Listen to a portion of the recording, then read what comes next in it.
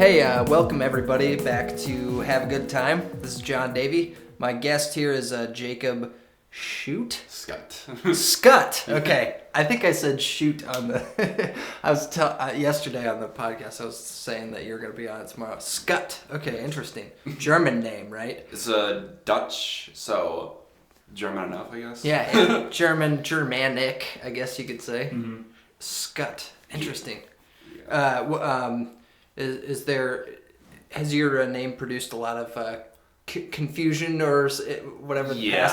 Common. People have always written my name as either Schut, Scott, and then usually I tell them Scott.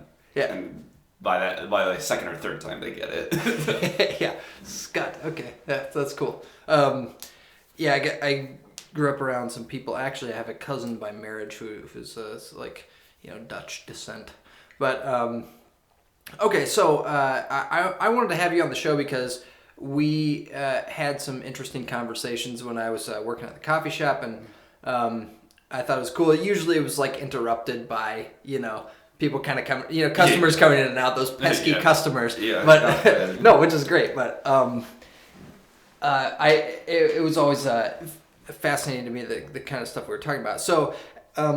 It's interesting. On the way over here, you were telling me about this game where you have to you're gathering resources and power for your ship. For your ship. Yeah, FTL, faster than light. I'm sure if there's anybody that listens to the podcast, I wouldn't be surprised if someone recognized that name, because it's not a huge game. It's definitely got a cult following for how specific of a game it is. Mm-hmm, mm-hmm. It's basically a space board game as a video game. Okay. And it is a really interesting game. It's very difficult too. Yeah. But you play as this Federation ship of a sort of crumbling Federation at the hands of this sort of these rebellion forces. And you start off in the first sector, and you got to go to these different beacons to either fight ships or gather resources or whatever. And as you're going along, there's on your map, you see the rebellion forces creeping ever closer to you. So it's you can't just screw around one sector, otherwise you get caught up. When the rebellion forces catch up to you, they basically just destroy you. Yeah. So you got to make haste and visit as many beacons and explore the sector as much as possible without getting caught up to the rebels. Yeah. And all the while you got to manage your ship's resources, upgrade certain things, make sure you have enough power for every certain parts of your ship, get a drone system, or upgrade your shield system, or get a cloaking system, or, add this or that, and you have to be very specific. And I think the biggest thing about it, one of the things that makes it so difficult, but also sort of fresh every time, it's all chance. Yeah. It's all randomly generated chance. Yeah. Every single time. Even the map, the maps where you go from different sectors, it's different every time. Yeah, yeah. And it's not just this sector's some sectors are friendly, some are more hostile, so the hostile ones will have more ships that will fight you. Yeah. And then there's all these maybe So, real quick, you were saying something about how you have to sort of disperse maybe this accumulation of energy or resources to different segments on your ship or something. Yeah, weaponry or fuel or whatever, right? Yeah, you have this. Your ship's powered by a reactor, and you have a total of 30 cells that you can purchase, that you can upgrade your ship to. Mm-hmm. And there's more things you can upgrade to, and you can't you can't max out everything that you get. And then just be okay, because that would basically be cheating, and then basically be whatever, you could just upgrade your ship. So you have to you're making economic decisions. Exactly. Right. You are getting this, but at the expense of other things that you may perhaps need. Right. If you have enough money, you have to be okay, I'm gonna get this thing, and then later down the line I have to upgrade at least this point, or I have to at least divert power from this thing in here. Yeah. And take the risk of okay, I have to shut off my med bay so I can fully power my engines. Right, exactly. Yeah, so it's interesting because I was just I think it was last week on the podcast. it occurred to me that so a lot of the sort of theme of this show is kind of like personal values and sort of arranging your values in such a way that you can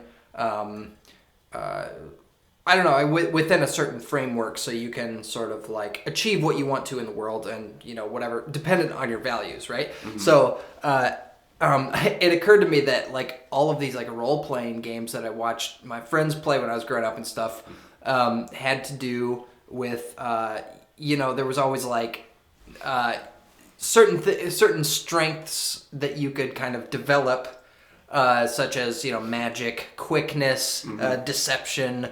All these different kind of things, right. But you had to decide where, as you accumulate, power or whatever, you can assign them to different values, Mm-hmm. And I was thinking about that just in terms of like actual life, in the sense that, well, like a lot of people that play these games, like will go towards whatever like sort of kind of hero or whatever, or kind of like guy that like matches their personality, matches what they like to do. So if like they like to be sneaky, they'll go for the thief.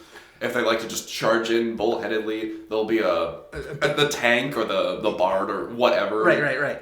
Yeah, the grunt. Yeah. So I thought that was interesting. And I mean, that's why they're called role playing games. Right. Yeah, exactly.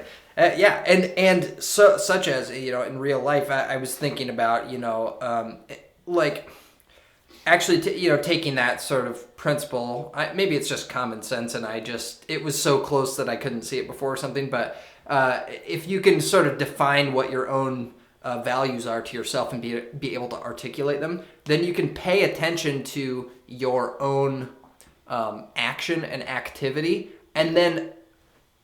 Some activities are just sort of neutral, maybe, but taking a shower, or not even taking a shower. You could even say, okay, I have this value called personal hygiene, mm-hmm. and I want to be, and some people take that way, farther than other people do. Some people just don't give a shit, really, but you could take just your daily routine actions and assign them to different values that you have.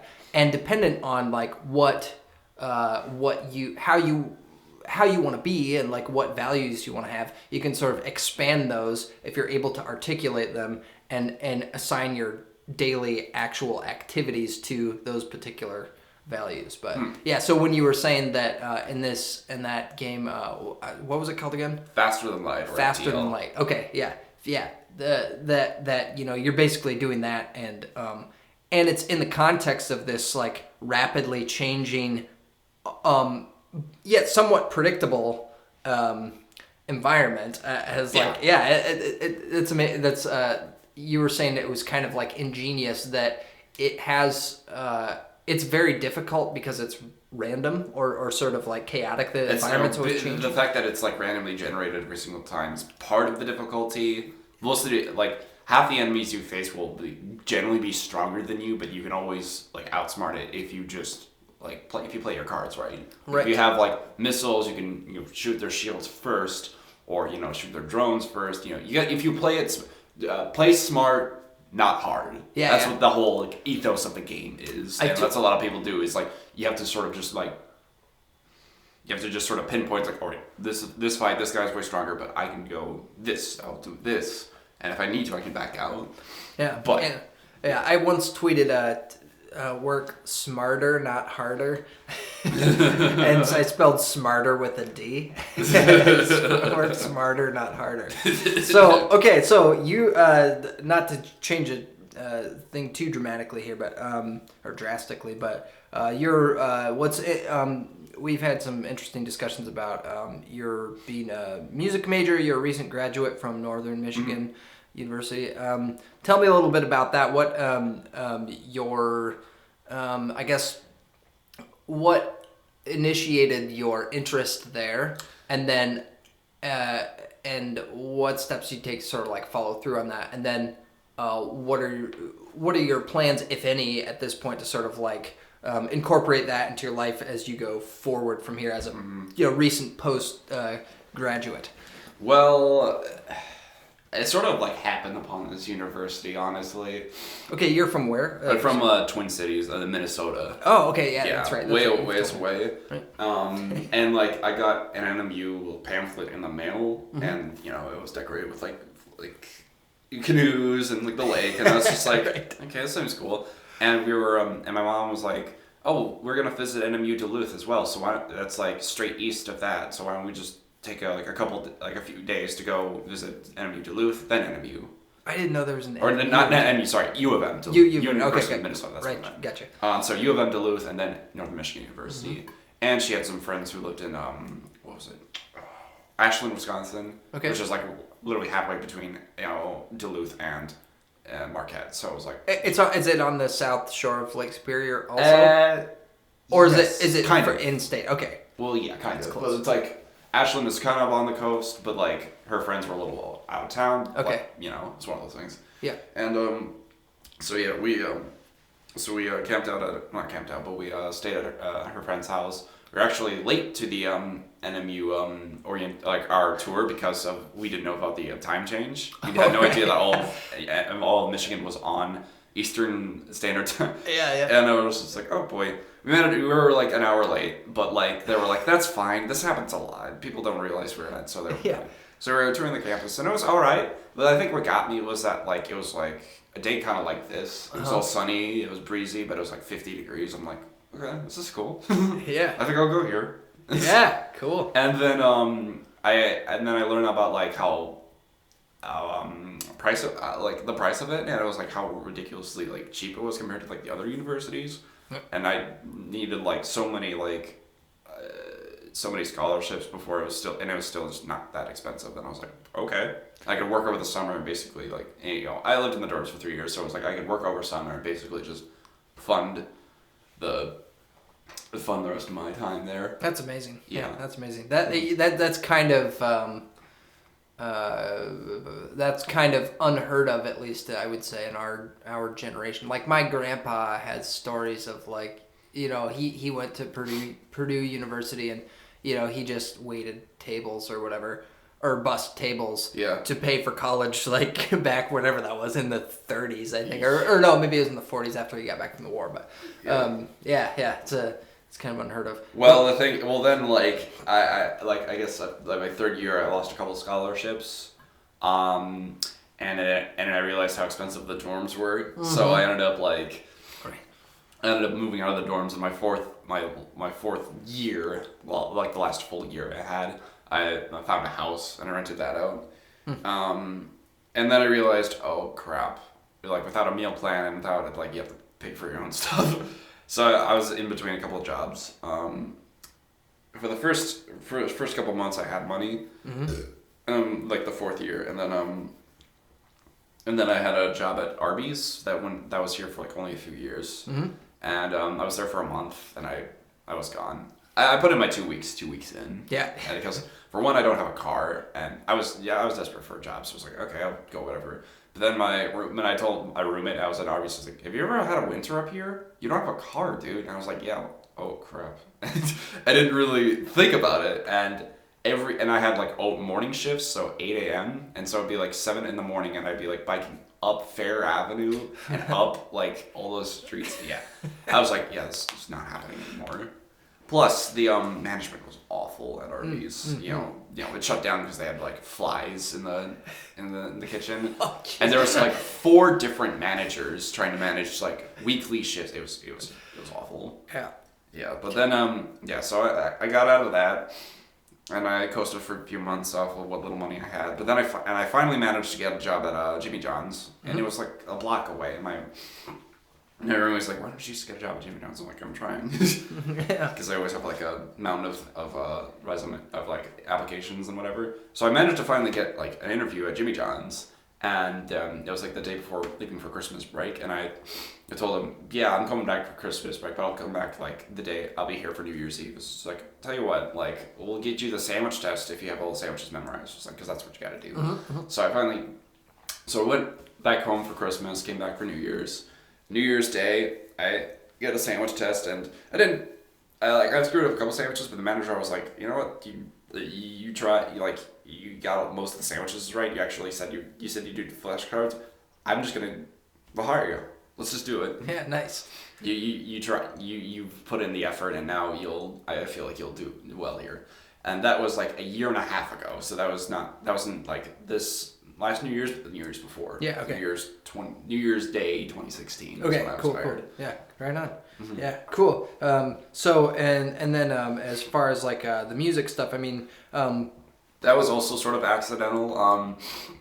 What happened was I came in undeclared, mm-hmm. and I had like not really. Well, I was in band and jazz band throughout middle school and high school, but my last like year, I wouldn't do it. The band I didn't like the band really. There was it was a small town, and a lot of people were just in band for the ECA and for something to do in the morning. It's like, oh, I gotta have a class in the morning, so I'll be band. Band wasn't terrible, it was good. Yeah. And our conductor was kind of like he wasn't very confident, and he couldn't keep it down. And so for the longest time, I was just like, I don't want to do this anymore. And so, this was like in your second year? This was in my high school. Well, okay, I got and you. Then it came in at MU as undeclared, and I was just like, I'll just take some liberal arts. I'll just sort of sample, see what I want to do. I took a couple of music classes the first semester of my second year, and I was just like, okay. And I started taking some lessons from the woodwinds instructor. I was like, all right, you know what? I think I'll just do a music major. Screw it. Cool. And so was that what's your primary instrument, or was it composition, or what's the focus? Well, we don't have like that kind of like stuff. The music department at MU is really small, so my primary instrument was saxophone. Okay. And so like I would do that, and then like my third year and the second year I was a music major. We had a new. The old teacher retired. She was like 84 and still teaching, which is crazy. Teaching for like 60 years. Nice. And we had a new teacher come in. He was a saxophone teacher. A saxophone teacher for the woodwinds instructor, which was good. And he had got his degree, his doctorate, and other couple degrees from Indiana State. Okay. Which has a Terre Haute. What? In Terre Haute, Indiana. That's where I'm from. I think so. Yeah. Or I'm not from Terre Haute, but yeah. But yeah, like, the University of Indiana, like, and their music program is like one of the best in the countries. Mm-hmm. Like, it has a music conservatory basically, and it's it's one of the best programs for like classically trained musicians.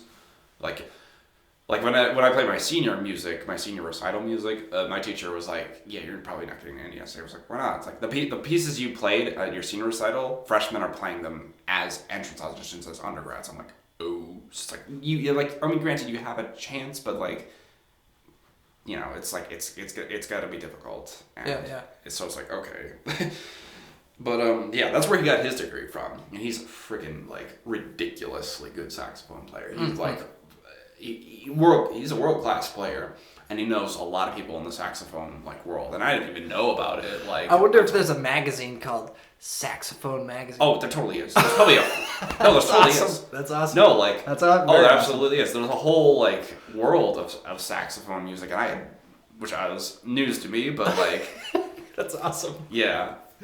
But he helped me introduced to it, and it was also his his ethos of teaching. He was more like he's sort of like a hard ass coach when it comes to teaching, but that's only because like he was hard on all of us students, but not because they hated us. Because he's just like I want you to be the best musicians you possibly can be. Yeah. But the only one I can only push you so hard. At the end of the day, you got to push yourself. Yeah. At the end of the day. You gotta be in that practice room practicing. Yeah. And if you're not, then what are you doing here? There's a lot of talks that he had with me, but like sooner or later I got the idea. Yeah, okay, practice helps. By the end of like the first semester, I already felt like I was a better player. Yeah. And out of 3 years, like the 3 years that I had, that I was taught under him, I'm definitely a better musician overall. And it's this ethos of like you just get in the practice room, practice.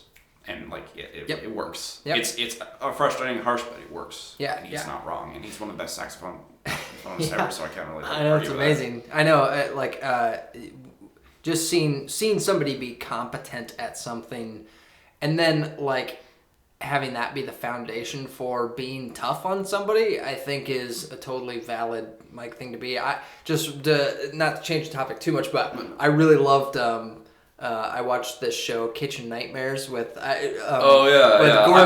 Ramsay. That show too. Yeah, Gordon Ramsay, and he's a very obviously polarizing character, but I think that's because people like don't like to see their own, and I mean this is true for me too. I mean like people don't like to see their own incompetence, and like when somebody is like really at the kind of like the top of their game, and they are setting high standards for other people that have agreed to work with them, it's like it's like it shakes you up, you know what I mean? And people don't like that. Yeah, Dr. Vickers is definitely like our Gordon Ramsay of saxophone. But beautiful. Oh yeah, man! But I'm glad we stumbled upon that. Not because he's like a jerk, but it's because like Gordon Ramsay like is a hardest. Like this is my job. This is my life. Yeah. And you're having this failing business and you're not doing anything about it. What is wrong with you? Yeah. And he's like, I love I don't know, like I noticed that he is when people are responsive to that, he is often compassionate once they've sort of like rearranged, because it's a really hard thing to do, to be told by somebody. Especially since a lot of these bad like restaurants have really stubborn owners, and that's why they're bad. Usually. Right. Yeah. As a business, you need to change, and all these people just can't do that. Exactly. But when they started to realize it, he's like, okay, this is what you do. This is what you got to do. Yeah. And then he exhibits some sort of like kindness or something. I think that's like a very appropriate way to go. Like one of the, I don't know if you've probably experienced this to some degree, like maybe in some of the jobs you've had or whatever, but one of the hardest jobs I ever had was working in a kitchen at a Buffalo Wild Wings. And I mean, I got thrown into there just in the midst of like a really crazy sports week. So there were just like a bunch of people there, and it was just complete culture shock for me. And it took me like weeks and weeks of going to work every day and just being like, oh fuck, like how am I going to get through today? And cause I just felt so, and there were people who were younger than me, who were like pretty much dumber than I was, but who had more experience, and just sort of had adapted to that world. And it took me like a while.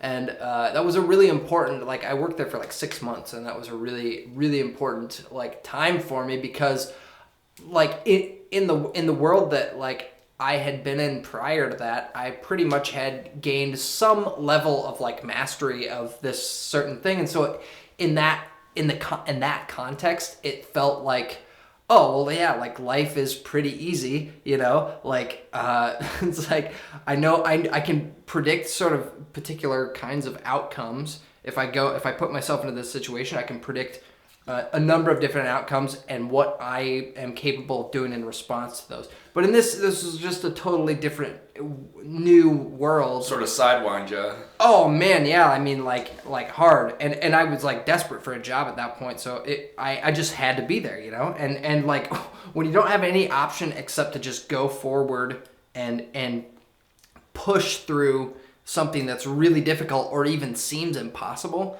I think it gives you a kind of like fortitude and like toughness that you can't develop any other way, I feel the same way. Yeah. Like Jimmy John's. Yeah. And like what you were saying actually about just kind of like going, just like you lost these scholarships or whatever, and you kind of like, there was like a period of like real like struggling, where like you're coasting a little bit, but you don't know exactly what the outcomes are going to be.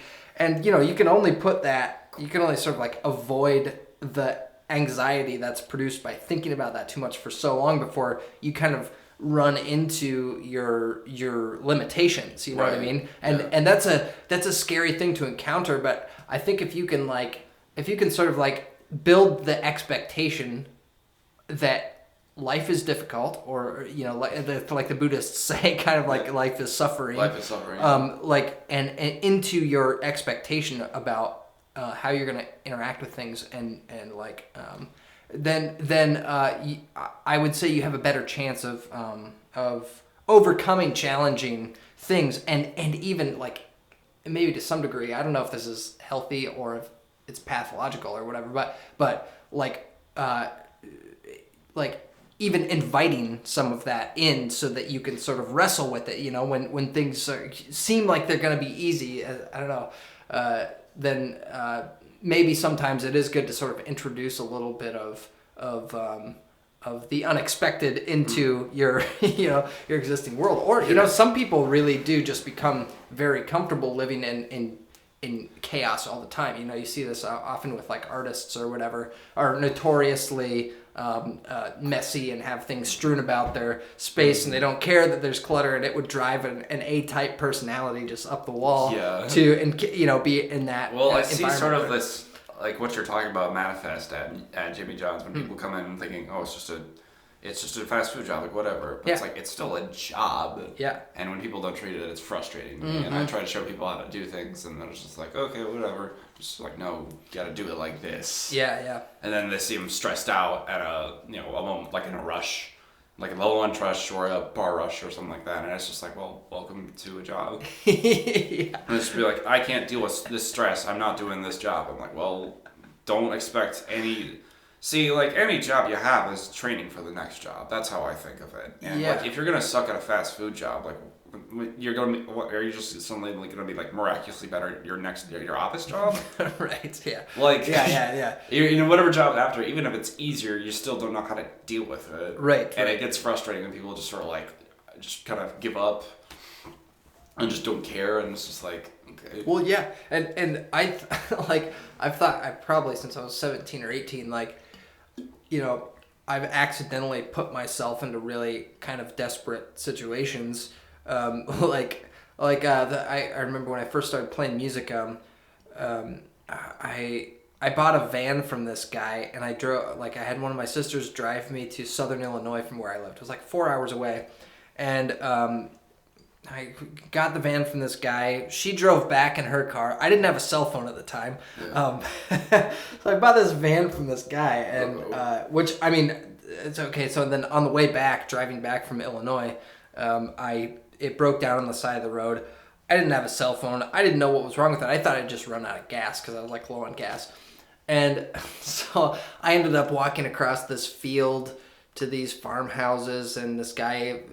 I walked for like miles, and this guy got me a can of gas, and he drove me back to my van, and he's like, see you later, and then he just took off. So then I'm stranded on the side of the highway. I put the gas in the tank. It doesn't start up. There's like white smoke coming out of it. So, oh, God. Yeah, I mean, it was like, basically I just accidentally bought a lemon, and there was the problem was there was not oil in the thing, and so I hadn't checked the fluids, and I got my money back, which was great, but I ended up I hitchhiked a ride. I walked to this one town where I had been once before, and I thought my friend lived, and like I couldn't find his house, so I walked all the way back to the interstate. It was like I walked like something close to 16 or 17 miles that day. Oh, Lordy. And it was like one of I just was in a desperate situation. I didn't know what to do. I didn't have any food. I didn't have any money. I don't know. It was like kind of this nightmare scenario, but I came out on the other side of it, and I was like, okay, well, I managed through, my limited capacity and resources to sort of cobble together a solution, and like, I think if you have that a couple of times, particularly if you are experiencing want or need in some way, just, it gives you a sort of strength and toughness and like a capacity and a belief in yourself that you can endure hardship and still be okay. Yeah. Well, it doesn't kill you, make you more stronger. Yeah. Exactly. Yeah. And So I think that's a good approach, and it's interesting that you have kind of like encountered some of that just being on your own and stuff out of like high school and into college stuff, and I think that's the way it should be. I think that's the way it should be. Like it's kind of like a catch and release. Well, yeah, I think I definitely experienced a little. I only had like a little bit of that, not nearly as hard as some other people, but like there was a time last summer like almost a year ago exactly, where I was finally working at Jimmy John's, and I was basically like part time, almost full time. I had like a decent amount of shifts, and I was just like, enjoying the summer, just kind of floating on by. And there's a few newer people that had like kind of like come and quit, and manager like. Well, okay, first off, the first assistant manager became the general manager, and I knew her a little more because I worked with her just a little bit more. Yeah. And then, so, like, she becomes general manager. The first month, like, 2 or 3 newer people kind of just quit or get fired. Mm-hmm. And then one weekend, like, one dude had, like, one employee, he had brought, like, cocaine, and he snorted that with a manager and another guy in the bathroom.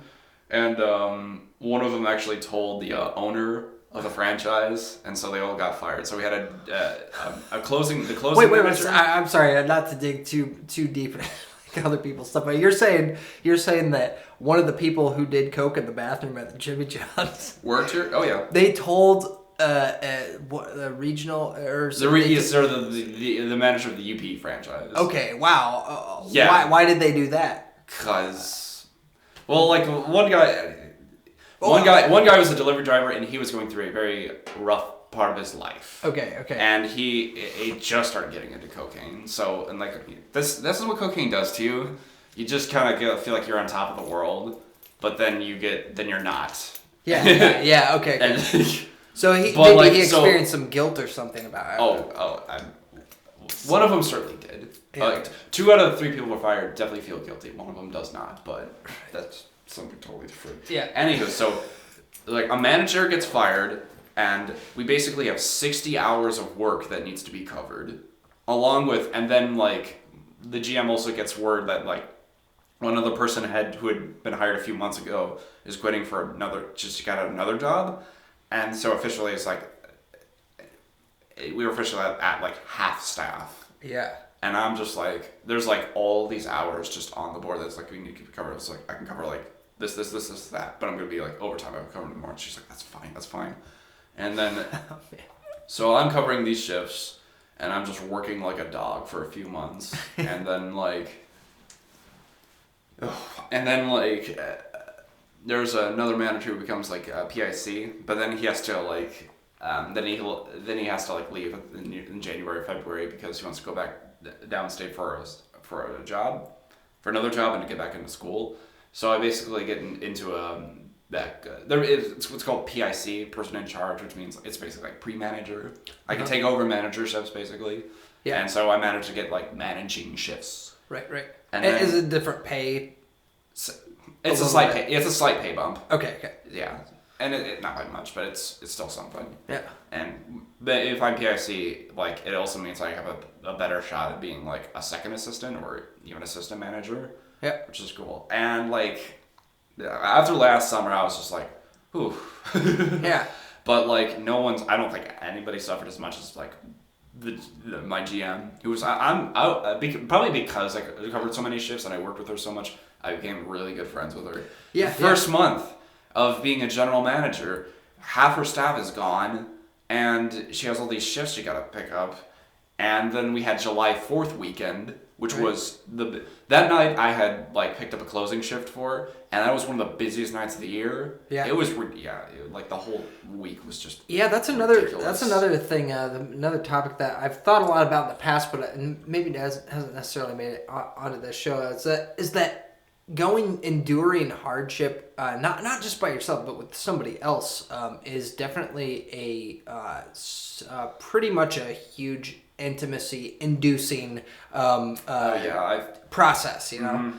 Yeah. There's something about that, like not to get too much into it, but like my fiance Mary, she like got real sick at one point, and I took her to the hospital, and I was like up with her through the night and stuff like that. And honestly, I mean, like it's kind of a different level of mm-hmm. Even if it's just simply a platonic relationship, like I've found that to be the case. You endure hardship with somebody, and then there's kind of, I mean, to some degree, like something that makes it real, like way more solid than if you just have kind of like Well, it seems like there was the last 4 years, where my GM has worked at the store 4 years, like people have come and gone, and like there was an old crew, but a lot of them have like graduated and moved on. Yeah. Or some of them quit or found a better job. But like this old crew that like my manager had was like mostly gone. So we had for last summer we had a lot of new people, and I was more or less kind of new. But after last summer, I was like, I'm picking up shifts, and I'm gonna like learn how to like do this right. Yep. And maybe I'll get some managing shifts thrown in there. I ended up doing it, and like it's not just me, but it was like a handful of other people that were just working their butts off to like bring some order to this chaos. Mm-hmm. And now we're sort of like, me and these 5 other people are sort of like the better employees, and we're all like good friends now. Yeah. And we're all sort of like it's like a really weird, messed up family in some way.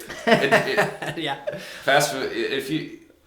Fast food doesn't. If it doesn't make you a sort of family or whatever, then you're just sort of like not bothering, because when you start caring, then you just like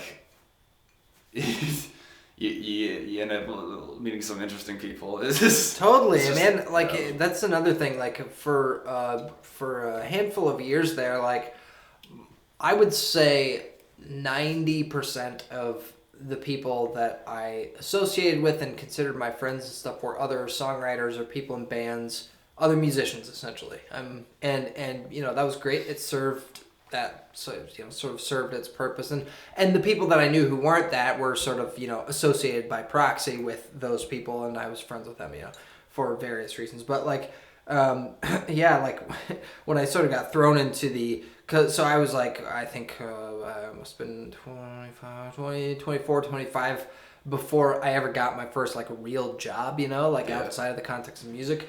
And like, oh man, being thrown in that environment, I was around people that I would have, never thought to be like, bond with, or, just totally like the kind of different worldviews. But if you're sort of with somebody in pursuit of a particular goal, even if it seems trivial, like making a basket of fries for somebody or something, when you're doing that and you have to do it repeatedly and it's like really hard, like you just it's inevitable that you're kind of like bond with those people in some way or another. So it's strange that I have I don't know if you've experienced this or not, but like I've always pretty much felt like a loner in most ways wherever I go, and even my like association with other people is usually very like it's very conditional. It's like we're associating on this level, and the agreement is either of us could just leave it.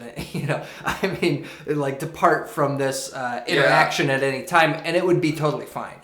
And I felt sort of like that too. It's sort of like.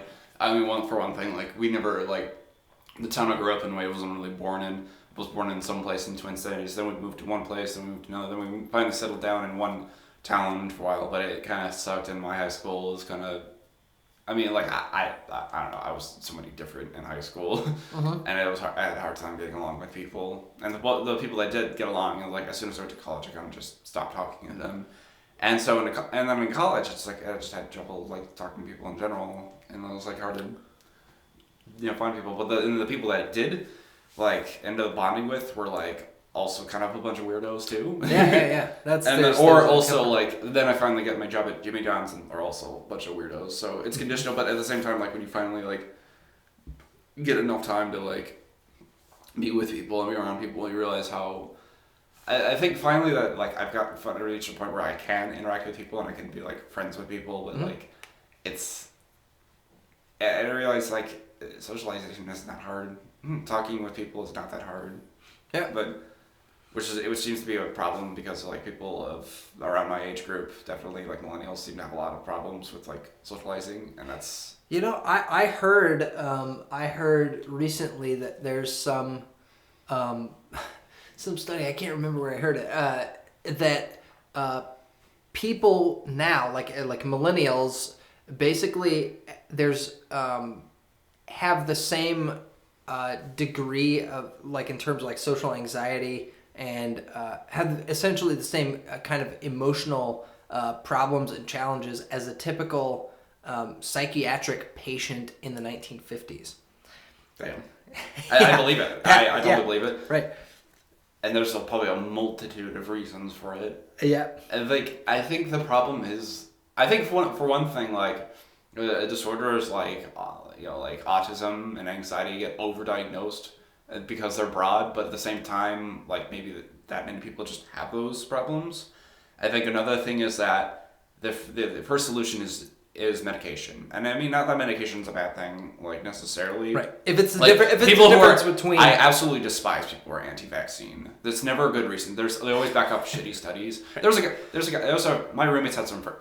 My roommates have know a lot of people, so they always have friends over. Yeah. There's one guy who came over. He was super drunk, so it was like whatever. But he was like a kind of like a conspiracy theorist, and he was just ranting on about 9/11, and he was going on about anti-vaccines. He was citing the CDC study that it was like, that vaccines create like 100% more chance of autism in African American males, and I'm like, that just no. He's like, look up the CDC study, and then yesterday I actually Googled it, like vaccines and autism. The first thing I see is a CDC article that says vaccines do not cause autism. It just does not. And I look in the article and I click on the article and I read through it. And they find this article from the Journal of Pediatrics saying vaccines do not cause autism. It's like we've done CDC has funded 9 studies across 10 years, and none of them have shown any link to autism. So that's a bit of a tangent, but anyways, there's the medications. What was it? You were saying that the first jump to a solution, and I guess this is what I derived. Medicating kids. Yeah. I see adults now who are people my age who are Adderall babies. not Adderall, but you know what I mean. Yes. You see those people who are just really zoned out all the time. Yep, they're not even stoned. Okay, yeah, they're stoners, but I see stoners who are still pretty lively. But these people who are oh yeah, I had Adderall since I was 10. It's like, oh dear. Yeah. And I'm just like, why would you ever give a kid Adderall? But it's a lot of parents are well, I'm too busy and I just can't deal with it. So when a kid is super hyperactive, Adderall is sometimes the right choice. I'm like, no, it's not. You see what happens to these people? And so I think medication is definitely a part of why our millennials are so anxious and depressed. And I think a lot of other problems is there's a lot of crap with it. I think another argument is just there's a lot of, I think the internet has something to do with it too. The first generation that's mostly brought up on the internet. The internet has sort of changed society for better, for worse. Yeah. And I feel like internet, a lot for better, a lot for worse. Yeah. I'm not really. Internet's such a. You could probably have an entire 3 episodes on what the internet has done to society, and I could talk about it for forever. But it's true. I think the internet has stripped down a lot of bullshit in terms of social interactions. Mm-hmm. A lot of people realize there's a lot of bullshit with social interaction, and they feel that's true. We don't need to deal with that anymore. And at the same time, it has created new bullshit. Yeah. But the thing is that so there's a lot of bullshit. What I mean with bullshit is there's polite mannerisms. Uh-huh.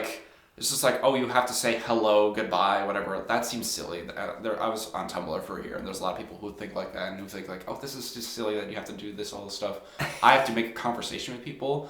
But after not using the internet, after sort of being on the internet, now sort of getting off the internet, I'm you know what? Yes, there's a lot of bullshit, but that's just what you gotta do. Yeah. You gotta be polite to people in public. That's just what you have to do.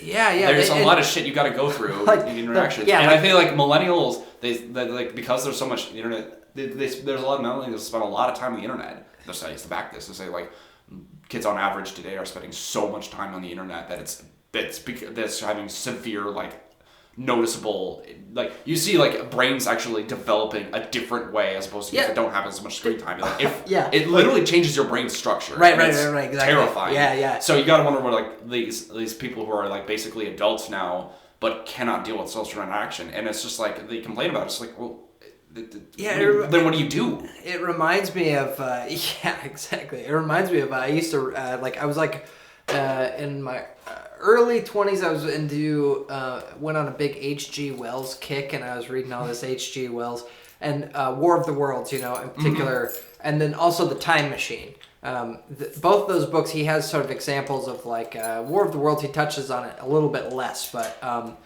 he says in The Time Machine, basically this I don't know if you've read it or not, but this guy goes way into the future, and this time machine that he's built. He's a mathematician. And he finds that humanity has developed into these two, these two different species, and it gets a little weird because like people were messing around with ideas about like eugenics and stuff, and like back at that time, and so like H.G. Wells, he was a very forward-thinking person, and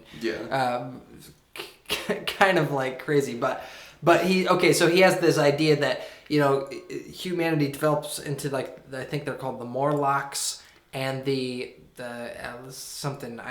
some sort of more flighty sounding name. So it's like humanity has gone on one hand underground, and they're these sort of like brutish tribes people, tribal, and then the people on top who are still living in the sunlight and and I don't think I spilled any. And who are running around in these meadows and stuff. They're kind of they're like low intelligence, and they're kind of like these like happy-go-lucky grazing creatures. They're kind of like cattle in a sense, And the Morlocks prey on them, and actually, I can't remember if I don't think they enclose them, but they're like they're livestock essentially. It's interesting, like when you talk about some big societal shift. That sounds like occurring. That sounds like a whole parable for like genocide or right. like tribal differences. It's like, okay, we're just like they're not human, so like I need to read this book. It sounds like a really good book. The Time Machine. But it's like when you encounter these seismic shifts in the way that either people communicate or acquire resources, or their exposure to resources or communication or something like that, then in your brain reacts to it in a different way that wasn't present in the rest of human evolution prior to that. Like you get these sort of like and people's brains start developing differently as a result of that. It's wild. I mean, like you can sort of imagine this strain over a long period of time going off and kind of developing this. I don't know if you would describe it as so it's like, like they're like squirrels, right? And then you have these sort of like subgroups of squirrels, red squirrels, gray squirrels, stuff like that. So, I mean, obviously we already like have that, obvious examples of that, like in around the world and everything. But it's interesting to see that potential for that play out in relation to people, and like how, I don't know how old you are, 22 going on 23. Okay, going on 23. Okay, so like I remember at least a sizable enough chunk of my life prior to having exposure to the internet that were like my formative years, and I think I have a couple of years on you, but I mean, we had a phone that attached to the wall in our house when I was growing up, and that wasn't a wireless so like we, or people right around our age, are kind of like right on that precipice, pre-internet and internet, and that's like a strange like place and time to be, and right because in the middle of like history basically changing, exactly, civilization changing in a dramatic way. It's interesting to see people who are younger enough than me that they didn't have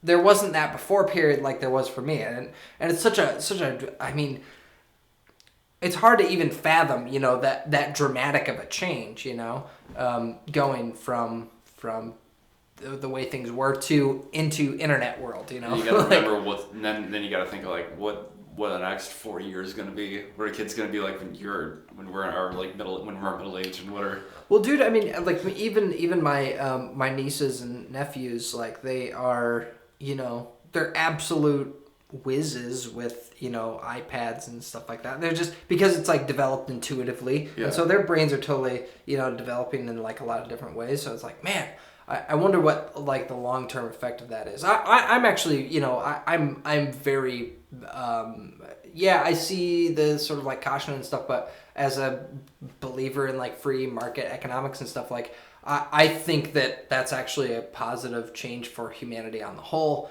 I mean, I think even from just a basic utilitarian like view of it, like the outcomes are more positive than they are negative. You just have to like kind of like, what's the word? We just have to like, I can't think of the word. We just have to make sure that like the kids are like still going outside and like interacting with other people. I think so. We have to control it, I guess, in some way, because they're like the internet is also sort of destroying how people like interact in the real world. Yes. People interact in like the internet is not the same as interacting in the real world. Yeah. And the problem with that, you get kids that like. There's some kids that like literally spend all day every day on their iPads. My little brothers, they're sort of on that where they're like just on their iPads all friggin' day, and my dad has had to step in and just be like, okay, no, you do your homework, go outside. Yeah. You're not spending all day on your stupid thing, on this stupid thing. Yeah. But, because I mean, it's not that they're like doing home. A lot of the times they're not doing home. They're just like watching like YouTube videos or just like playing games, and it's just like. Yeah, it's so easy to do. My I had a great interaction with my my nephew Sam, and I was home for something, and my sister and her kids were there, and I went outside, and I was this was back when I was a smoker, and I was smoking a cigarette, and Sam comes out. I don't feel good smoking around kids or whatever, but him and his younger sister and one of my other nieces, like from my other sister, like they came out and they're like, what are you doing out here? What's going on? And I was like, oh God, it's like I feel a bad feeling, This is like something I don't like exactly that I do, but I do it anyway. So I was just like, well, I'm just gonna be honest. I was like, I'm smoking a cigarette out here. I don't feel really good about it. I don't feel good smoking in front of you guys because like you're impressionable. You're still like learning who you are and all this stuff. And I was like, so it's something that I don't really feel good about doing, but but it's hard for me to say you shouldn't do it if I'm, if I'm doing it. So it's like, and my nephew Sam just immediately picked up exactly what I meant. And he's like, oh yeah. He's like, I have the same thing with playing video games. I play this car game. So he immediately was able to identify the struggle of like having some like addicted, some struggling with something that has kind of like this grip on you that you can't seem to shake off. And he like got it, just like, genius. I understand. Genius. Yeah, it's like. Yeah, exactly. Yeah, that's definitely a good thing. It's like our kids are definitely like as smart as they'll ever be. Right, exactly. And actually, and they're still as dumb as they ever will be. right. But yeah, that's kids being kids. And like just being like, I don't know. This is something I talk a lot about, like privately with people that I don't necessarily haven't put out there necessarily in the context of the show or anything, but I think like kids are way wiser than we give them credit for, and of course they lack all this life experience and learning the hard way. Kids call bullshit more easier than adults do, which is very interesting because adults are, though they're smarter. Like, I mean, there's all this like. There's like I remember like this video like talking about gorillas and like the main brain behind it, Damon Albarn of Blur. He went on to form Gorillas. In an interview, it was just like there's somebody who's like, "Are you like kind of disappointed that there's a lot of kids listening to your videos?" He's like, "Oh, absolutely not. Like kids don't care who's behind the thing. Kids don't care that there's this guy's in it, this guy's in it. It's like, no, the fact that one of my songs is like number 2 on the top billboards is an honor, because that means their kids are just listening to my song because they like it. Yeah. And I'm just like, that's a really brilliant point. Yeah. And it's true. Like, kids, as much as we give crap, kids, like, they're good at calling out bullshit. They can see when something's like, okay, this is kind of silly. And they're like, you know how when the kid is actually like, why this? Well, and then we're like, well, because there's actually a really, you ever seen the movie Old Yeller? Yes, I have actually. My siblings and I used to quote it all the time. Rebecca, the boy's hungry. And it's pretty solid. And yeah, it's got the whole like dog killing the dog at the end, like for tears. Like, but there's a brilliant scene where the kid's like, "What's this?" It's like, "Well, we can't do it because it's Confederate money." It's like, "Well, what's Confederate money?" And he's like, "Confederate money's," and he just stops and he's just like, "Oh crap." It's like, don't you run out of questions. And like, the adult can't, like, I'm not getting into this right now. And the kid's like, well, why? It's like, Kids scratch the, but kids... That curiosity is, like, really healthy, though. Exactly. And I mean, that's the driving, the curiosity is, like, the driving force of civilization, the scientific method, the, engineering, this is basically everything that like Western civilization's like built on is because of like curiosity, and it takes a really concerted, specific effort to like stomp that out in people, like when they're kids, which sucks, it sucks, like, but I mean, you see that people's attempts to do that all the time because I appreciate more as an adult, but curiosity in kids. Whenever I see a kid going like, "Oh, that's cool," or "Oh, that's it," I see a kid like discover things. I'm just like, nice. Okay, it's cool. Oh well, there's this lady called Alison Gopnik, and she's a developmental psychologist or something like that. She has a book I think called "The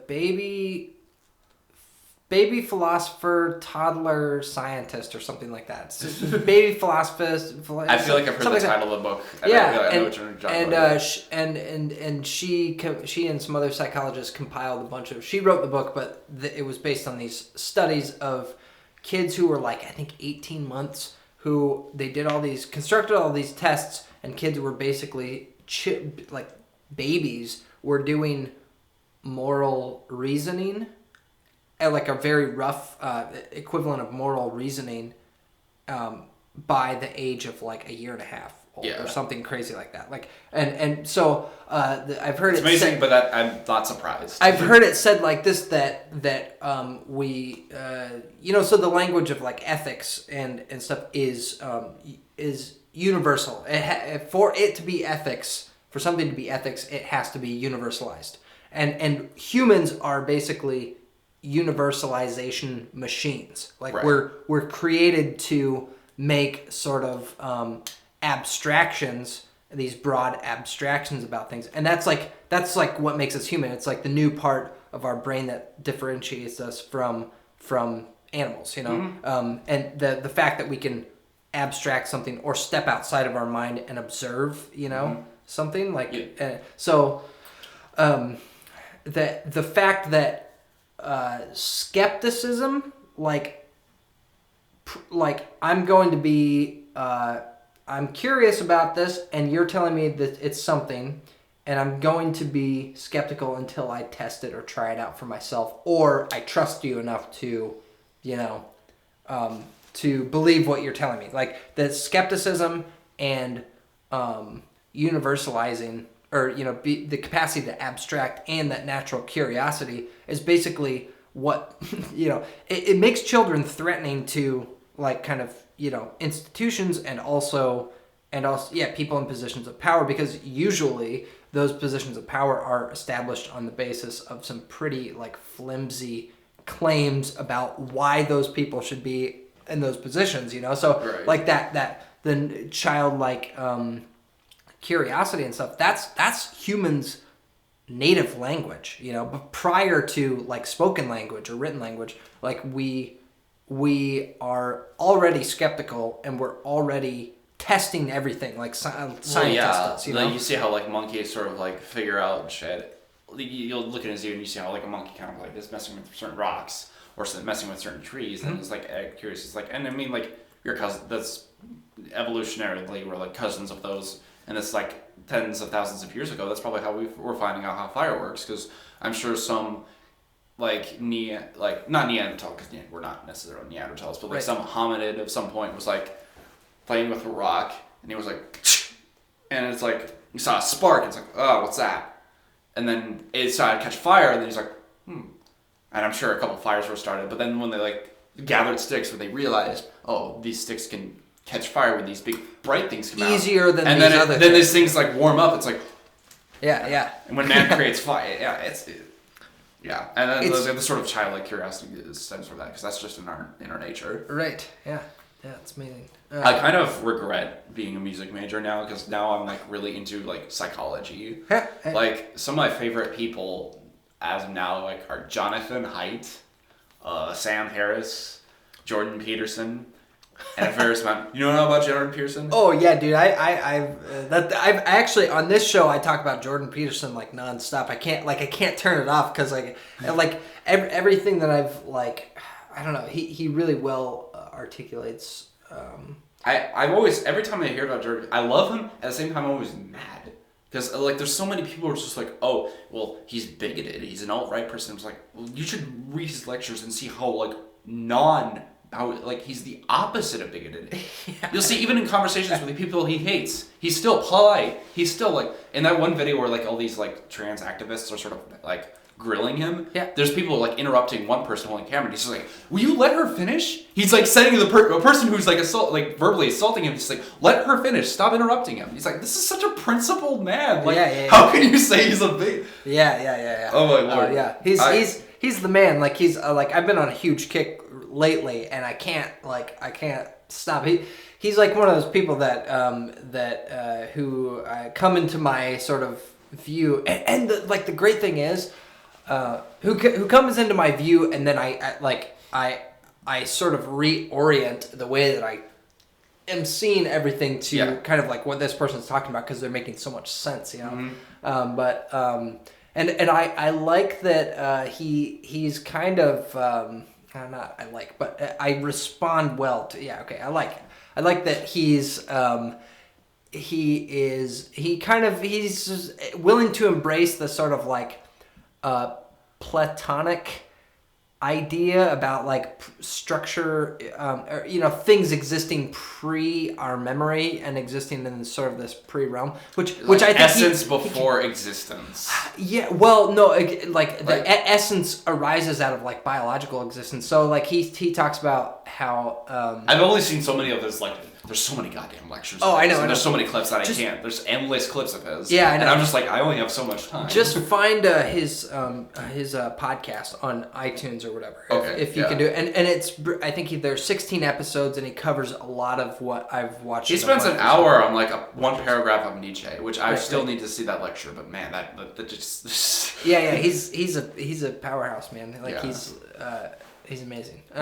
So anyway, sorry to interrupt. So you were saying, who's the first guy you said? Then Sam Harris, Jordan Peterson. Jonathan Haidt. Jonathan Haidt. You told me about him at the coffee shop. Yeah, and then your boss Theo actually like oh, you read Jonathan Haidt. I'm like, oh, it's funny you recognize him. Yeah, Jonathan Haidt is a very, very interesting man, because like he is it reminds me like he's a Democrat, which I'm like, but like at the same time he uses like, well, this is what I mean, and like this is why I feel this way, and like. He's a more like, he's a scientist. He's just he's an all around good person. And like as in light of recent politics, he's like, no, I can't call myself liberal anymore. I'm more of a centrist. Yeah. I could go on about that. But like I've read a couple of his articles. He made an entire article about like why do people vote Republican, and it's a brilliant article. And ironically enough, Sam Harris makes a it's a website called edge.org. A silly name, but it's basically like Sam Harris like. Jonathan Haidt makes this point like this is why people are Republican, and then there's all these scientists who have like accounts that also make these sort of like long-winded responses, and Sam Harris makes a response that's almost longer than John Haidt's article. Sam Harris who's like just as brilliant in his own way. He is. I've admired Sam Harris for a long time, and it makes the whole point of like it's like he's like like Republicans is like John Haidt's like And Republicans is not a bad thing. There's a reason for it. Like Republicans speak the language of morality. They are the party of, like, you know, since like the 50s, they were the party of like tradition, or the party of, you know, holding on to our values. It's like conscientiousness and order, structure, you know, like structure. And some people can't, like. And Jordan Peterson kind of like echoed this in one of his lectures. Like, conservatives are not good at implementing new ideas, but they're really good at keeping the ideas that are already in place. Yeah. Liberals like new ideas. They want to plant new ideas. They don't really care about these. So it's like, but the secret is we have to keep both of them. Yeah. But the thing, and it's like we don't, and like what, like how much more of one and how much more of the other do we need? Like, well, we don't know. It's changing constantly. Right. Yeah. And that's why we need that's why we need this thing called free speech, so we can talk about it, so we can get to that consensus. Yes. And understand and figure out where we are right now. I couldn't agree more. God, yes, Jordan Peterson's such a brilliant man. Yeah, and you know, like the fact that, it's interesting that like you sort of gravitated towards the kind of like music major. You maybe have this sort of like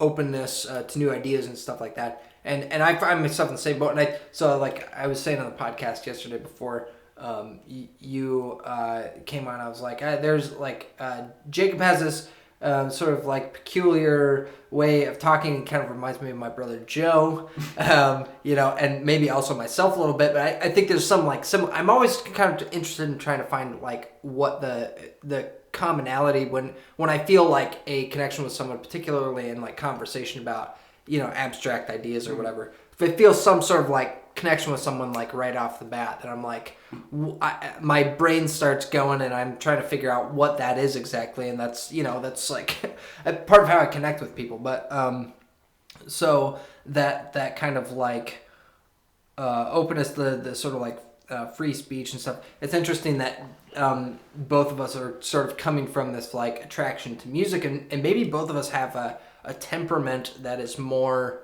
that is more like liberal in some way. Yeah, see, but then like we've also been like.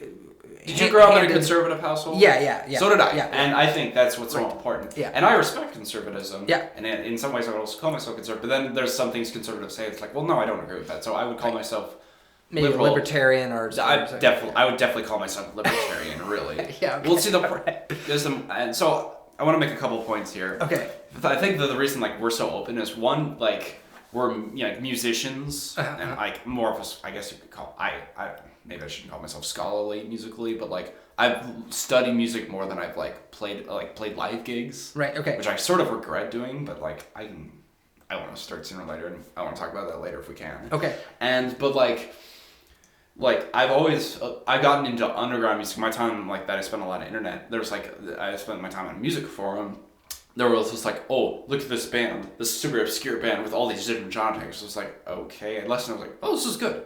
And it's like I always would find music with different genre tags, or this different things, or this person's in this band that's also in this band. Like finding different connections and just keeping opening up on more and more music. So interesting. And I feel like we're kind of the same way. And when it came to Marquette, one of the things that made me fall in love with Marquette was the sort of the underground thing that was happening. Yeah. It was an underground punk scene with folk music, but there was we'd invite different bands, we'd invite electronic artists, we'll invite anything, and we're open. Yeah. And that openness is sort of helped me cement my own other ideas. Being musicians, and to be a musician in the 21st century, you have to be open. I've realized that. Yeah. You have to be open to almost everything, even stuff you don't like. Do you follow a guy, another guy I follow on YouTube, and I think he's next level. He's called Adam Neely. Do you know? Adam Neely. Neely. He has a channel. His channel is M Neely, just Adam Neely, and he has this show called Adam Neely's Bass Lessons. Okay. He's a graduate. He graduated from Berkeley studying bass. If that isn't fucking cool enough, and he spent his whole life as one other guy who's done that. Yeah, exactly. Or actually, Esperanza Spalding didn't go to Berkeley, but I'm pretty sure she went to MIT. But the whole Esperanza Spalding though. You know Esperanza? Yeah. Dude, double majoring in voice and bass. That's fucking crazy. Yeah. But anyways, Adam Neely. So he's this really good musician and songwriter, and he spends his time in New York gigging around at different artists. And he has this YouTube channel where he divulges his like all the knowledge he's like learned from Berkeley and just his time, and he has like gig like video logs or vlogs, and he talks a lot about music, and he's very smart dude, but also a very good musician, and like there's a lot of points where he's made like he's into like the music he makes is so like future, like it's basically like future music, and like just next level like.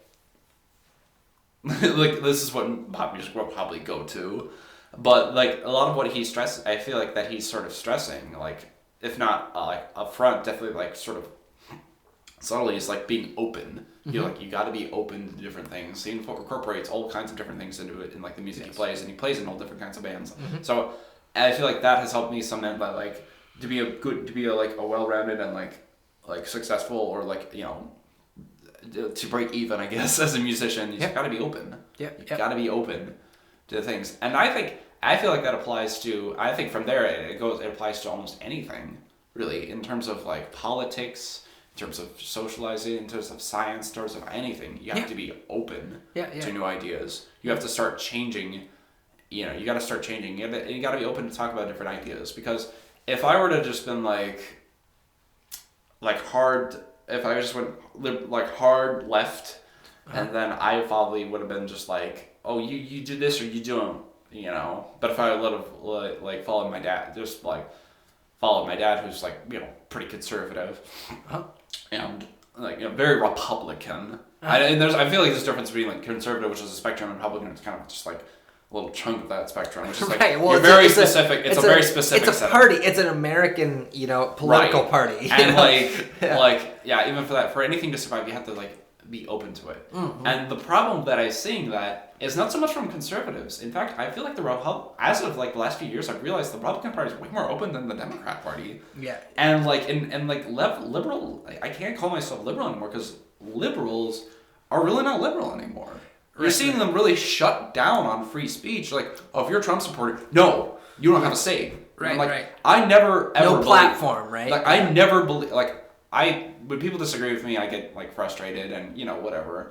And it's like, well, this is like, are you sure? It's like, okay, whatever. But I will never ever believe or say that you do not have the right to an opinion. Right. You always have the right to an opinion. Yeah. Or to voice it. Even if someone's like a fucking Nazi, like Holocaust denier, you're a piece of shit. But you still have the right to an opinion. Yeah. In fact, let free speech, let you say that so everyone can like just haggle you down. But I will never accept people that say that like, oh, you don't have the right to an opinion, because that is the precipice for a fascist. Oh yeah. Like it's funny how like liberals always call like Donald Trump fascist, which some of his following it definitely could be like linked to fascism, even though they act like liberals and leftists act like way more fascist than most of like people on the right. It's like they will more. I hear more people on the left saying that like, you don't have the right to say this. You can't say this. I'm like, well, yeah, they can. Yeah, that's what free speech is about. Right. And really, right. That's what free speech is like. Leftists all go on and on about tolerance and being understandable. I think although like, that's dropping away. I mean that's falling away because it's just it's not pain anymore like it used to. You know, it's like like saying like tolerance. Well, okay, that worked when. Yeah, that worked when people would cower from confrontation, but it's like now, you know, there's like all this confrontation all the time. We should be tolerant, but in a sense in a physical sense, like you should not beat somebody up for having a different opinion. Yeah. Although there's a line that's crossed. It's like, all right, I'm gonna punch you in the face if you don't shut up now. Stop talking about my mom, or I'm gonna punch you in the face. Like, there's definitely certain things but like the tolerance only extends to like basically like physical danger. Right. Like, you don't physically harm somebody for mostly any reason, really. Yeah. But like when it comes to, oh, you should be tolerant because you can't say that. I'm like, well, like, I mean, granted, that's not a good thing to say, but like, words are words. If you're gonna be offended, there's gonna be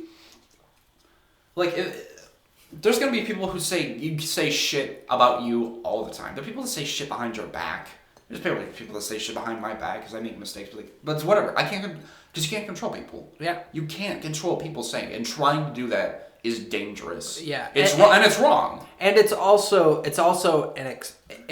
an admission that you can't control yourself, because like if you can control yourself and your own emotional reactivity to something that offends you, like, okay, worst case scenario, somebody says something really offensive about your mom, it's like, yeah, I might be really angry, but I also have the option, you have a moment to intercept that feeling before you act out the impulse that's associated with it. So you get the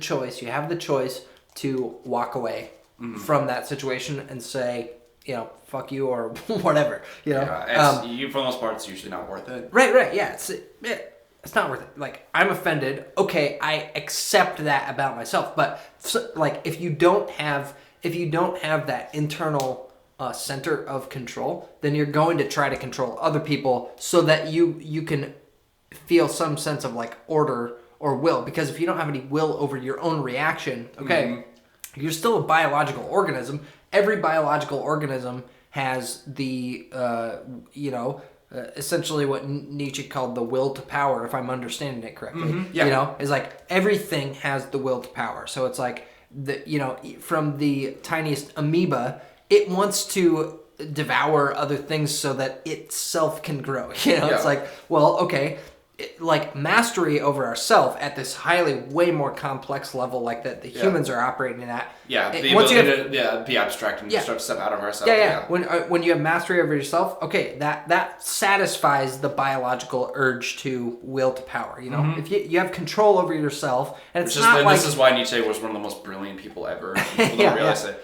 Everyone calls him like the Nazi, even though he would have hated Nazi. I've been reading a bit of Nietzsche. I actually have a couple of his books. Oh, I'd like to borrow them from you when you're done with them, actually. I need to read, I have one book I'm reading. I need to read Plato's Republic. And then I'm going to read, Beyond Good and Evil and On the Genealogy of Morals. He's one of my favorite philosophers. One, he's cynical as fuck. Yeah. He's more of an aphorist, right? Really? And he gives a middle finger to the establishment of his time. He not only to like the Christian establishment, but also sort of to like these sort of Marxists, Marxists that was brewing at that time. Of course. He would have like hated. I don't know if Marx was after his time, but I'm pretty sure he would have just been like hated Marx. Yeah. He was he liked Kant, but he at the same time he sort of disagreed with him. It's just like Kant had a sort of idea of subjectivity of like things are like, even though there's like the idea of like the sort of like of his Kant talks a lot about maxims and like basically like moral, like the categorical imperative and the categorical and all he uses big words, basically say like these are things you do in every situation and these are things you do in any situation. But then like Kant, it's so complicated, but like it's contemplated. but Kant also has this idea of like it's sort of like these maxims are also like subject to interpretation, and what happens are like these are, they're subject to be like they're subjective, and it's a little more complicated. Like some people simplify it as like, oh, Kant's just all about feelings. Nietzsche was sort of like, there's a sense of there has to be a sense of objectivity. So he's like he believes there's objectivity in some ways, but and more specific, I think he thinks that there has to be a sense of objectivity, and I agree too. There has to be one sense of objectivity. Nothing's completely objective or subjective. There has to be a sense of finite that you can reference off of. Because even if you say, I mean, this is just sort of like a basic scrutiny of that position, because even if you say there's no such thing as objectivity, you're saying that from the position of, well, that's an objective statement. Right, exactly. That's an objective statement. That it's better to accept, like if you're having a conversation with someone and you say there's no such thing as objectivity, it's an objective statement, and you're saying it from the position that your position is better than theirs and that they should accept it, right? Otherwise, you'd just be making the argument that subjectivity is the master, and saying that from, that's a relative statement relative to your objective view that you can't, you're... it's like you can't be subjective if you have nothing to reference of something. So maybe there is some sort of argument or expression of reality that says subjectivity is primary or has primacy over the our view of what's objective or whatever, right? This is like the argument a lot of subjectivists make. But you can't take them seriously from the position that they're arguing from, because it's an objective position that they're saying it from a, like, okay, they're saying, like, Jordan Peterson talks about this a lot in his lectures, and he's right. And he mentions a lot about, he's sort of like an anti-postmodernist. And the more that I talk about postmodernism, the more I get worried about it. Because there's a lot of people that I know, especially, that are like basically postmodernists. Whether they realize it or not. And that's like actually most of the people that I know. I mean, like, excepting Christians, actually, in a lot of cases, Christians and like, maybe some Republicans and stuff. Like, honestly, like the people that I know who are and this is a pretty broad swath of people. Most people that I know are like pretty much postmodernist, subjectivists. And the scary thing about postmodernism is a complete shedding of principles.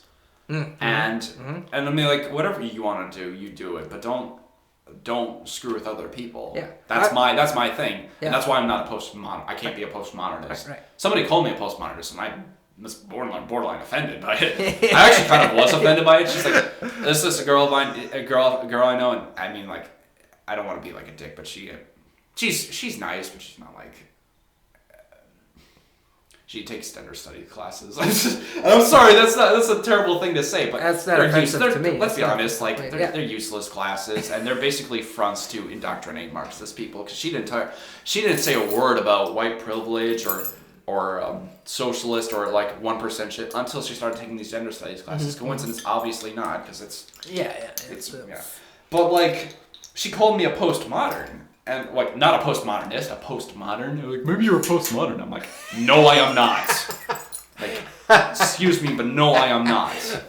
Because postmodernists justify having sex with 11-year-olds and say it's totally fine because people in the Middle Ages used to do it. I'm serious. Yeah, dude. There are people, philosophers that will go on and be like, well, it's okay to do it. It was okay to do this then, and age is just a number, and all these arguments. Oh, like, yeah. Why do you want to, and at the end of the day, I'm just being like, why do you want to fuck an 11-year-old? Yeah. Oh, but it's terrifying. It's really terrifying. And all this gender stuff that has sort of been popping up, and really, whatever, like, if you want to be a different gender, if you want to say you're like, whatever. But now that, like, there are legal precedents being introduced in Canada, and sooner or later the U.S. too. Yeah. No. They're saying like, oh, you have to be, you're going to be fined for misgendering someone. It's like, well, if there's 90 different genders, and if you can be multiple of them at the same time, and if I have to, address you by those genders, what am I supposed to do? What is anyone supposed to do? Yeah. Well, it's authoritarian at its root, and so like. And the worst thing is, like, the worst victims of these ideas are the people that believe in them. It's like, because people with gender dysphoria and people that like believe in these sort of postmodern ideas, they're anxious, or they're sick of that. I don't mean that in an offensive way. Like, they have a mental disorder, and they're sick, then they need help. Like, and then that's what therapy. But that's also what I mean by, like, real social interactions, having real friends. I think that's what other people are here for. Like, you need to talk with other people. Yeah. And that's why free speech is so goddamn important. I know. Because all it is you just talk with people. Yeah. Just interact with people and accept other possessions of the other node. Why do people vote for Trump? Well, I don't know. Talk with them. Yeah. And you'll find there's some good reasons why they voted for Trump. Right. I didn't personally like Trump. I thought he was an idiot, and I think he's going to be a terrible president. But there's some good reasons, like, why it happened. Yeah. And the fact that there's so many people who just, I literally can't even. It's like, well, you've never taken...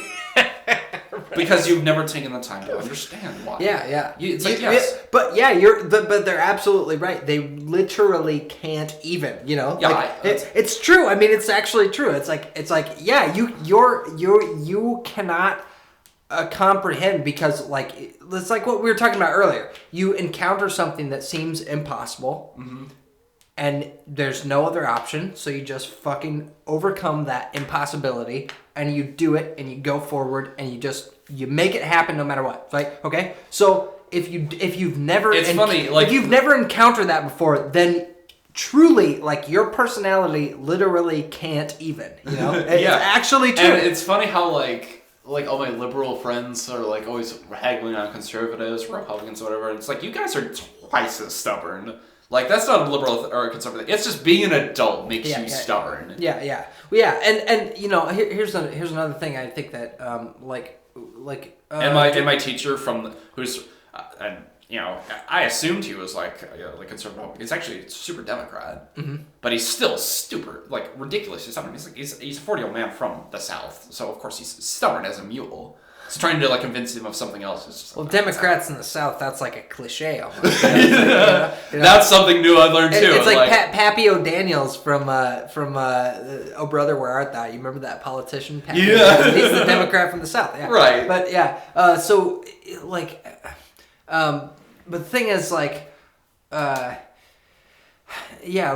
you if you've never encountered something like that before, then and pushed through it, you don't have you don't know that you're capable of that, so you can't actually access that part of yourself that says, oh, there was once a time where I conceived of something as being impossible, and then I pushed through it and I came to the other side. So it's like I don't understand your position. I don't see a path from where I am right now to getting to where you're coming from. It's like, but if you've had that sort of rough and tumble desperation, it kind of is like, if you even want to I'm just gonna break it down like this for argument's sake. But if you want to break it down to sort of working class, it's kind of like a working class position. It's like, okay, I don't understand where you're coming from, but the basis of my capacity to understand is my having dealt with a pretty desperate situation, and so all of the arguments about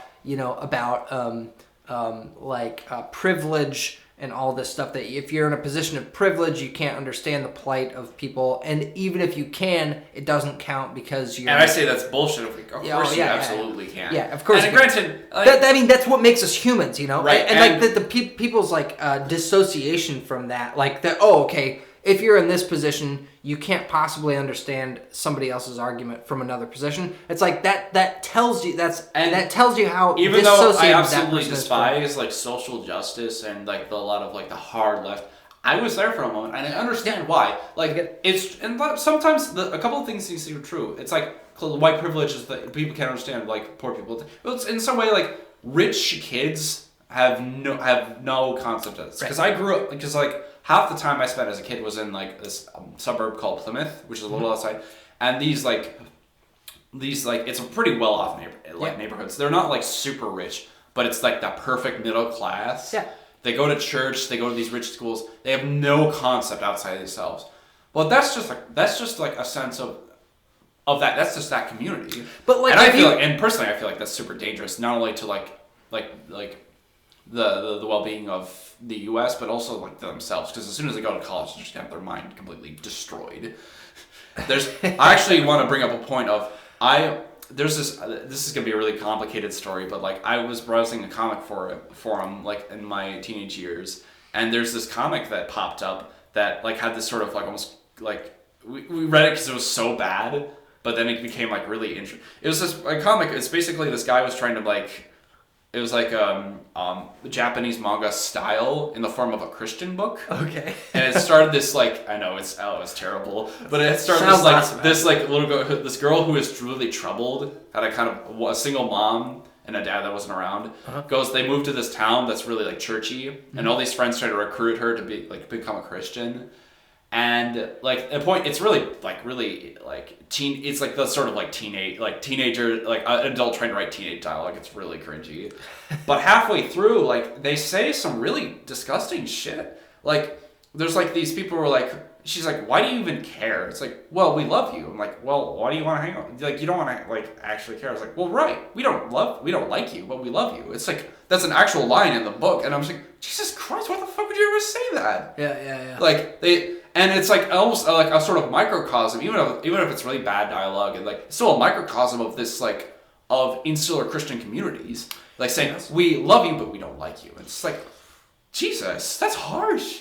And this little girl who's like not doesn't believe in God, she becomes a believer, but it's just a very fragile belief. Yeah. So we read through this like me and like all these other people read through this comic, and it's just like.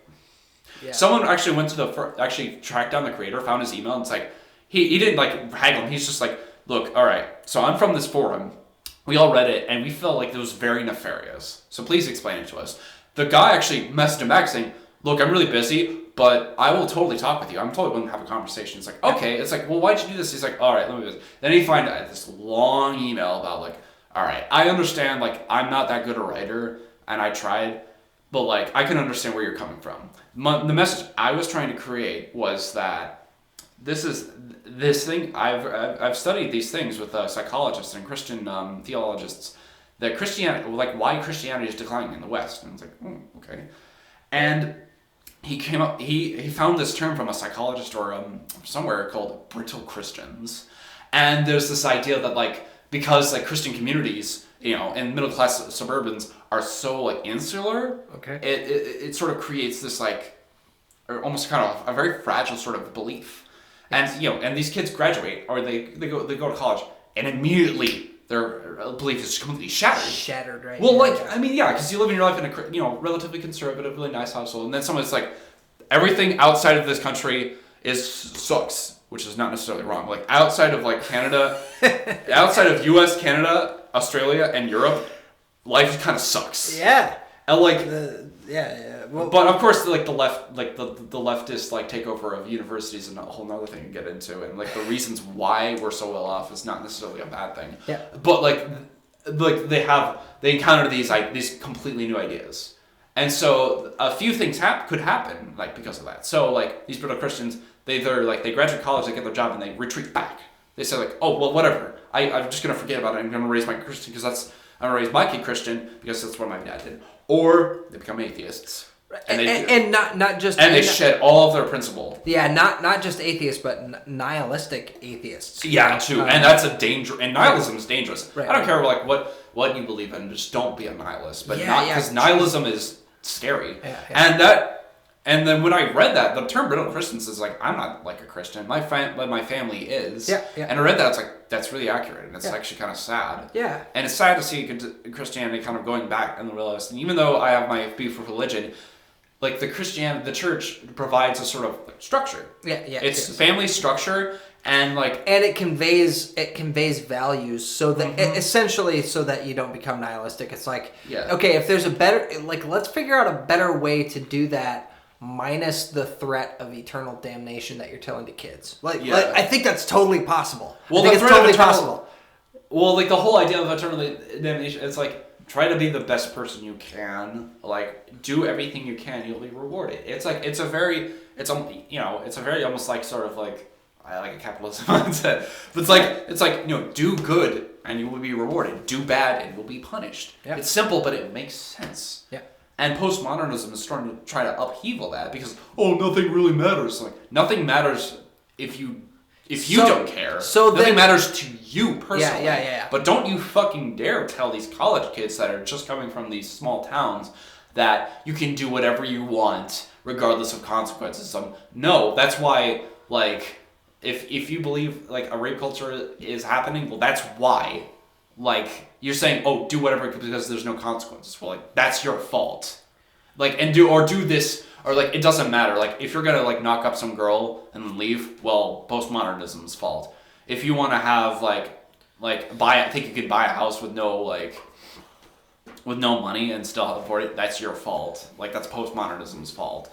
The rise of Donald Trump is the fault of postmodernism, like postmodernist like liberalism. That is their fault because nothing matters and nothing matters. No, nothing matters to you personally. And because we live in an individualist culture, like and that's why I'm so sick of postmodernism. It's just like it's this total aversion of responsibility, and it screws everyone over, and it just makes you hate yourself. And of all people, it screws yourself over. You can become a person that you don't want to be. Yeah. Even though I've heard some person, I'm like, what? I've asked him, like, he reads, you know Quentin? Quentin Powers? A little bit, He used to visit the coffee stop. Yeah. I know who he is, yeah. He reads, for every one book I've read, he's read like 20. He reads so much, and he's read like so many. And he was a physics and philosophy double major, so he's like so much smarter than I ever will be. But he reads a lot of like postmodern books, because postmodern books are interesting, to say the least. Like, I hate postmodernism, but the artwork and the movies and the books are really interesting. Yeah. It's sport. It's sport. You know. Yeah. It's sport and aesthetics. It's not principle and like life and death, which I think is kind of the difference. It's like, and he says this thing about like finding authenticity, which, I mean, the very first, like the earliest postmodernist, Martin Heidegger, his philosophy. I mean, I took an existentialism class, and we spent 3 weeks on Heidegger's one book. Well, not one book, but like his big book, Being in Time.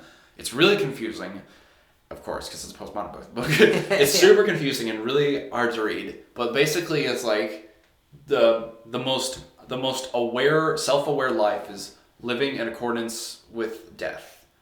But like living being aware of death. And Martin Heidegger, it's a really brilliant book. But like the whole problem with postmodernism is like, well, postmodernism is sort of like seeking our society, and people are acting very inauthentically or very like unself-aware, and it's just like, well, we're just back to square one now. Yeah, I think a good example of that is people feigning like taking somebody absolutely serious about what they say in a joking way, right? So like, do you understand what I'm saying? Yeah, so like, absolutely. So saying like, oh, this person may, you know, like, God, I hardly even want to like just tread into this world, but I'm gonna do it anyways. Do it. So you know, Donald Trump calls Elizabeth Warren Pocahontas because she, you know, apparently falsely claimed, you know, Native American status on her admission to graduate school at Harvard or something, right? Jesus. Okay, so it's funny. He says it sort of in a joking way, And I mean, then people feign like, oh, well, I can't believe you would say such a thing about someone. He says a lot of shit, though. Yeah. He says a lot of shit. And personally, fuck Elizabeth Warren. Yeah. I don't care what it is. I hate Elizabeth Warren. Not just because she's like left of center, but because she's full of shit. Well, yeah. Okay. So, but anyway. that's the. But right. Yeah. That's a good example. Every single time Donald Trump says something, people freak out. Yeah. So, and then that almost adds more validity to his statements, because then his followers are like, well, that just makes him even better. It's like this sort of like, people are just like, don't vote for him, you're racist. Like, you're telling me not to do something. Fuck you. Because like, that's what happens. Like, that's why it's the kind of like new counterculture, like the conservatism is the new counter. Cool kids are like wearing red hats and, you know, doing fake white power symbols or whatever, you know. Right. It's a trolling thing, which all of us are familiar with if we're under, like, you know, maybe 30 years old or whatever, 35 years old. But then the same people the same age are still like swallowing as truth. Hook, line, and sinker. Well, what were you saying about Heidegger though? Because he's saying that you said it was kind of brilliant that he said something you said quoted him about reminded me of that. It's like people taking things seriously that are sort of like fake, or I don't know how you. Well, postmodernism is like a search for authenticity. Right. And if you be like, I feel like the search is done and it's failed. To me, like the whole postmodernism is a failure. An absolute a set of ideas is an absolute failure. Yeah, because people that call themselves postmodernists are just as fake as anybody else, right? Because they feign. But that's I can't believe you would actually say it. But it's like, okay, you know that this person's like joking and just like take it to. But he says a lot of like ridiculous crap. It's like, is that really something like new. Like the first thing he said, the first thing that got him like the attention was like, Mexico, they're bringing crime, they're bringing drugs, we need to build a wall. And that's the thing that launched him into the power. It's just you're surprised that he would say something like that? Like, you shouldn't be surprised, but it may have been a right thing to say, but at the same time, what you need to pay attention to is like, why? Like, why did he come to power? Yeah. And like, maybe look at your own party. Your own party's like, why are the Democrats failing? And why are the Democrats failing? There's good reason. Why are the Republicans failing too? Like every single candidate they brought up, Donald Trump was just like, nah, just slate them all. Like 18 of them or something. And like I look at people like Ben Carson and all these other people, they just have like the wit of like a towel. Or like Marco Rubio, who's just like, or Ted Cruz. Even though Ted Cruz, I think he's a dumbass. Everyone thinks he's like the fucking like the Satan incarnate, and I'm like, well, he's a Christian man. He's just and he's and like people just like kind of like pervading this myth that he was like sleeping with a bunch of women, like Ted fucking Cruz, like this soft, pudgy, doughy body, like yeah, women are going for that. Okay, well, okay, yeah, well, even though there are more what's the word? Infidelity scandals in the Democrat Party, but just saying. Yeah. There are more. I know. Well, okay, so but it's interesting. That is interesting to me that you're saying that postmodernism is an experiment that was tried on a lot of people. God forgive us, like for that. But like God is dead and we have killed him. Yeah, God is dead and we have killed him. Yeah. Yeah, but it's like an experiment. Okay, fuck. What we tried it, and now we know the outcome of that experiment. Well, that's why this conservative counterculture is happening. Right, exactly. It's the reaction to it. Yes. We're like postmodern was in essence like I could see why it happened, and I could see why like tradition has a lot of problems, and tradition can have its own problems, but like that's why we have free speech, and we have the free exchange of ideas to get to a consensus. Yeah. Like, postmodern was like, let's shed tradition, let's start something new. Yeah. But, like, shedding tradition means, like, where do you go from there? What do you have to reference off of? And that's the whole, like, feeling of, like, postmodernists all, like, pure subjectivists. It's like, well, if there's no pure objectivity, what do you have to reference off of? Well, and what do you do? Like, every postmodernist, like a lot of professors, a lot of artists are like, you can do whatever you want. Well, what do I do? Yeah, it's up to you. What do I do? It's all up to you. It doesn't supply any answers. You're stepping off of the NASA space shuttle into outer space where there's nothing, It's you have nothing to grab onto. Yeah. So like you like I actually went. Okay, like we could go on about this all day, and I kind of want to wrap it up pretty soon because it's a long podcast. But like the thing is, like I've actually gone through that process before of stepping from this very clearly defined. I mean, like borderline, if not full-on authoritarian mindset and social structure into I didn't know what, Yeah. But I did it, but I needed to find another structure to step off into, and this is this is a case that's been made before, but like the pendulum of history, it's been said, is swung back and forth where the power structure or the sort of like the framework of belief and definition or this is where ethics lie, like swings back and forth between the church and if you kill God, then it goes to the state, which is a way more here and now like representation of essentially God, like of like the fear and terror of like eternal damnation is more viscerally represented in the apparatus of the state and the expression of the state, and its power and its like danger is way more, so it's like, which is, so it's swung back and forth between these two worlds. It's like when I left Christianity, I already knew that I didn't want to step into the the comforting arms of the state, but I think that's where a lot of people end up, and like I understand the reasoning for that, and I understand the sort of like motivation for that, but like I want to find something else. I think there's a better way, and I think it's incumbent upon us especially neither idea is going to make the best you could possibly be. Yeah, totally. Both are their own like religions. Yeah. Church is obviously a religion, but state is its own religion. Yeah, exactly. Really, it's the competition basically. Mm-hmm. Yeah, and I like what Jordan Peterson says, which my fiance pointed out the other day. It was just like, the line between between political ideologies and stuff like that it's not between political parties or religious organizations or even between the state and the church.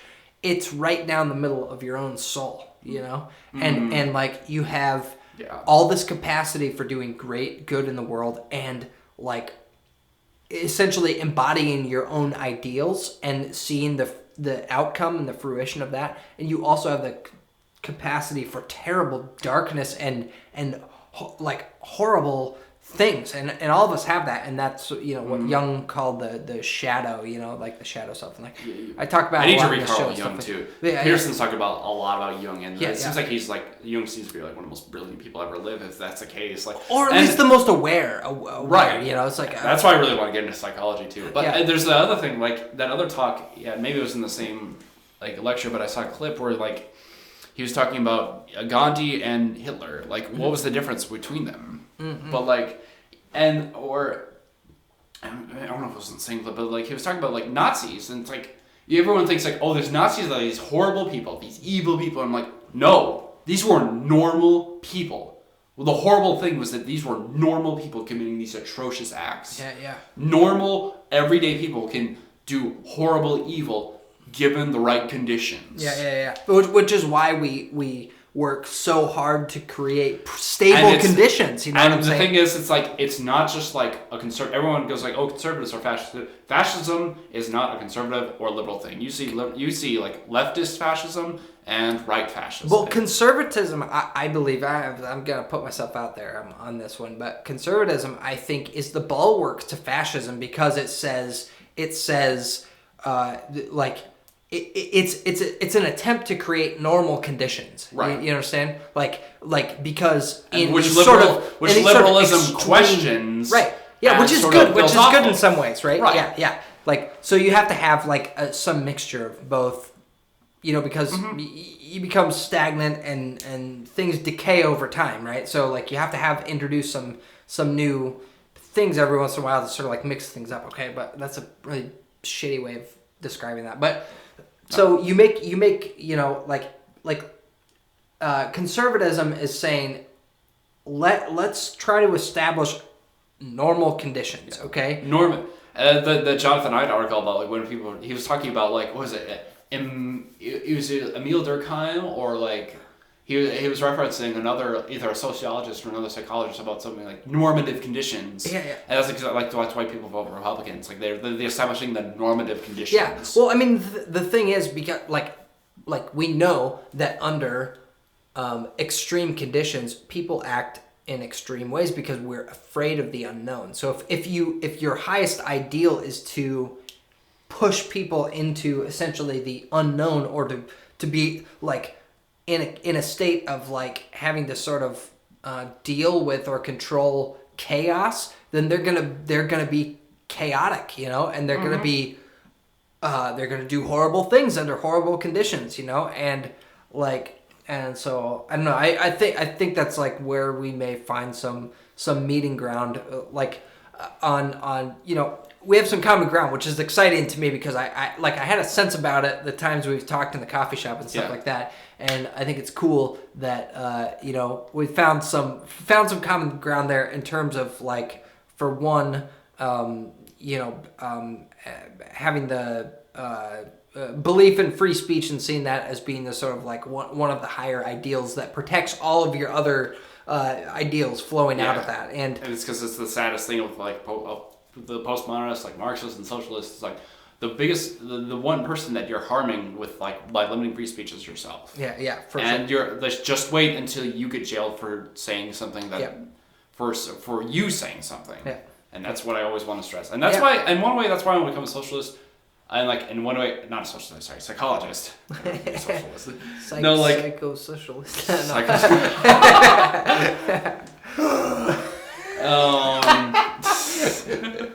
Or even I've even thought like it would be great if I like got my shit together and became a politician just so I can make those be able to make that statement.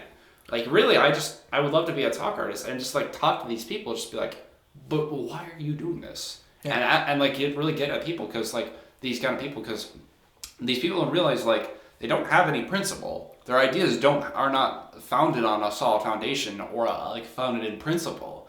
And this is you realize you don't have by opposing free speech you're harming yourself. I've known some brainy liberals, and I think that they do understand that they don't have any principles, and they're fine with that, and which is, and if they're I don't know. That's a whole other conversation, but let's pick the conversation up sometime soon, and keep it going. We could talk about all kinds of other stuff. I'm glad that we found this common ground and that the conversation sort of ended up in this place. Because I feel like it's a field ripe for harvest, as the Christians might say. Yeah. But Jacob, thanks for being on the show. Let's do it again sometime soon. Absolutely. In the next couple of weeks, and I'm glad we found common ground here, that we have something in common that we can sort of explore together, even though we might be coming at it from slightly different angles or whatever. But I mean, that's all. That's the whole point, really. That's the goal. It's a goal. We're achieving it. We're living the dream.